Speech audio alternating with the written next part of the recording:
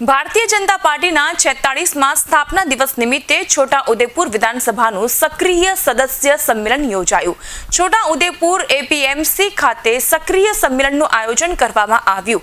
આ સંમેલનમાં સાંસદ જસુભાઈ રાઠવાના અધ્યક્ષસ્થાને આયોજિત કરાયું હતું, જેમાં સંગઠન પ્રભારી, જિલ્લા ભાજપ પ્રમુખ, છોટાઉદેપુરના ધારાસભ્ય, માજી રેલવે રાજ્યમંત્રી, નગરપાલિકાના પ્રમુખ, એપીએમસી ચેરમેન સહિતના કાર્યકર્તાઓ મોટી સંખ્યામાં ઉપસ્થિત રહ્યા હતા।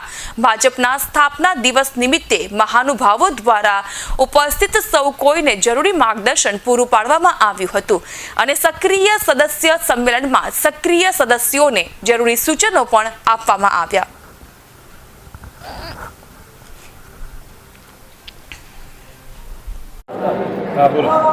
6 એપ્રિલ ભારતીય જનતા પાર્ટીનો સ્થાપના દિવસ। 1980માં જ્યારે ભારતીય જનતા પાર્ટીની સ્થાપના થઈ ત્યારથી અત્યાર સુધી અનેક વિવિધ પ્રોગ્રામો અને સેવાકીય કાર્યક્રમો આ સ્થાપના દિવસ નિમિત્તે પાર્ટી દ્વારા આપવામાં આવે છે। આ વર્ષે પણ 6 એપ્રિલથી 14 એપ્રિલ સુધી વિવિધ કાર્યક્રમો અમે ઉજવવાના છે। એના ભાગરૂપે ગઈકાલે દરેક કાર્યકર્તા પોતાના ઘર ઉપર ધ્વજ લહેરાવી અને એ કાર્યક્રમ કર્યો।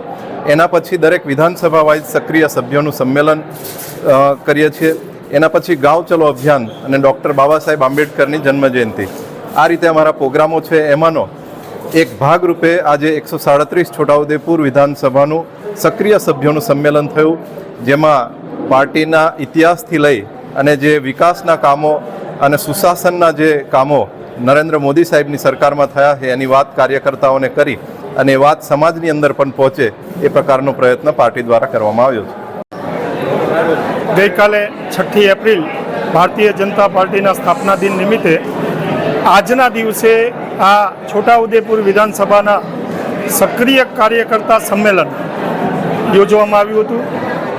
એમાં અમારા જિલ્લાના પ્રમુખશ્રી, સાંસદ શ્રી જસુભાઈ, ધારાસભ્ય શ્રી રાજુભાઈ અને આ વિધાનસભામાં રહેતા જિલ્લાના અને તાલુકાના જવાબદાર કાર્યકર્તાઓ હાજર રહ્યા અને સક્રિય સભ્યો હાજર રહ્યા, જેમાં ભારતીય જનતા પાર્ટીની સ્થાપના જનસંઘથી લઈ અત્યાર સુધીની જે ઘટનાક્રમ છે, કઈ રીતે ભારતીય જનતા પાર્ટીની સ્થાપના થઈ, જનસંઘથી કઈ રીતે વિચાર આવ્યો અને ત્યાર પછી ભારતીય જનતા પાર્ટીની સ્થાપના કરી અને લોકો સુધી, જન સુધી સંગઠનની વિચારોની, ભારતીય જનતા પાર્ટીના જે દેશ માટેના હિતકારી વિચારો હતા એ પહોંચાડી અને આજે કેન્દ્ર સરકાર સુધીની જે એક યાત્રા રહી અને એમાં કેન્દ્ર સરકાર દ્વારા જે 370ની કલમ હોય, કઈ એવો કાશ્મીરનો મુદ્દો હોય, રામ મંદિરનો મુદ્દો હોય,